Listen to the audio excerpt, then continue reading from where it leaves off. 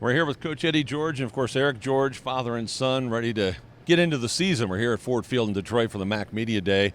Let's just start with maybe an easy question, Eriq. What's the best thing about playing for Dad, and what is maybe the most annoying thing about playing for Dad? This should be interesting. Let's hear this. Best thing, let's start with the good. Probably just making good memories with them. We won a championship together that'll always stick with me, and playing my first collegiate game alongside him, probably. Worst thing? The most annoying. Most not annoying. worst. We don't want to put it worst, sorry, right? Yeah. Most annoying. I'm Yeah. sorry. Probably having to get an earful from him whenever I jump out of gap or miss a tackle. That's always the worst. Because he knows how to get under my skin.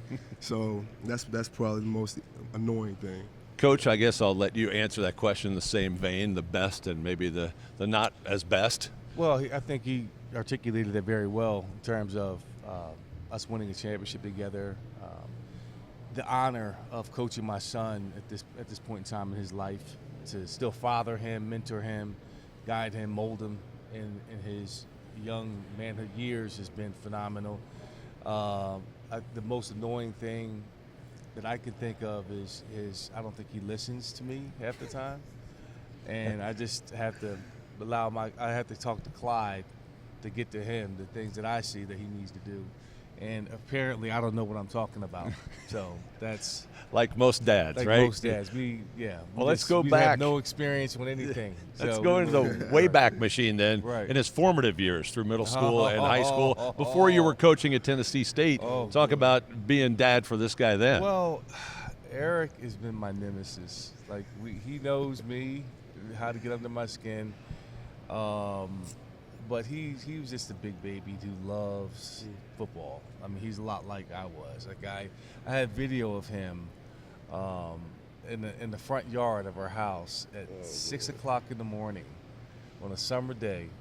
He's dressed in football garb, helmet on, and he's running plays by himself in the front yard in slow motion.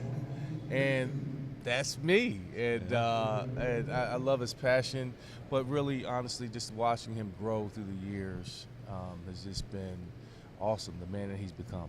Well, Eriq, clearly, everybody has the sort of thing they'll go to mom for some things, go to dad for other things. For everything. How does that work, your dynamic with mom and dad? So for stuff outside of football, I go to mom. But football-wise, I go to him for everything. And even when I'm dealing with something, as a man, I go to him for everything, advice. He knows a little something sometimes. I go to him for. Like just hold the mic steady. Yeah.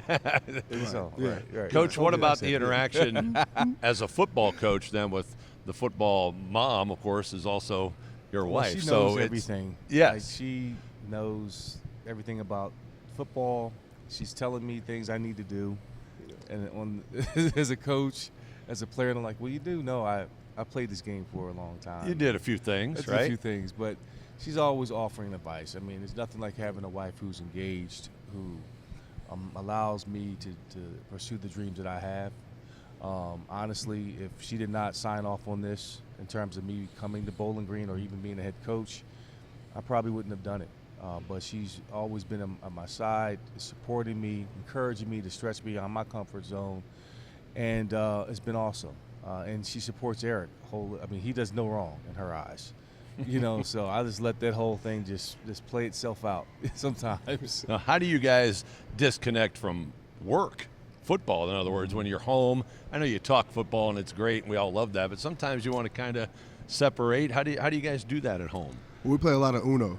Aha. So Uno is a household staple. Yes. Like we play that religiously, and it gets intense. So sometimes words will fly out that we don't mean, but it's all love at the end of the day. We do that. We watch movies. Yes. Yeah, anything a regular family would do. We've had a tradition too. Like when his older son, my older son, his older brother Jair comes to town, we do best buddy brunch on Sundays, and we've been doing that since they were younger. So we just get there. We're supposed to not be on our phones, but we get engaged in games on our phones or look at something on Twitter. We talk about life, politics. Football is life. Right. We try not to talk about it, but it's life. It's in our blood. It's our DNA. My grandfather, who I never met before, my father's father, he loved the game of football, and he was a coach, and he took my father to all the high school games in Philadelphia, and it's been passed on to me, and it's passed on to my sons, and it's passed on actually to my bulldog too, who loves to play football too. He loves football. Your bulldog plays football? Richard, Yes, Richard Duke. III. Yes. Well, Yes. we're going to get to know these guys a lot better, and maybe even their dog as well, who plays football. Coach George, Eriq George, thanks for being here. Thank you for having us. Appreciate it.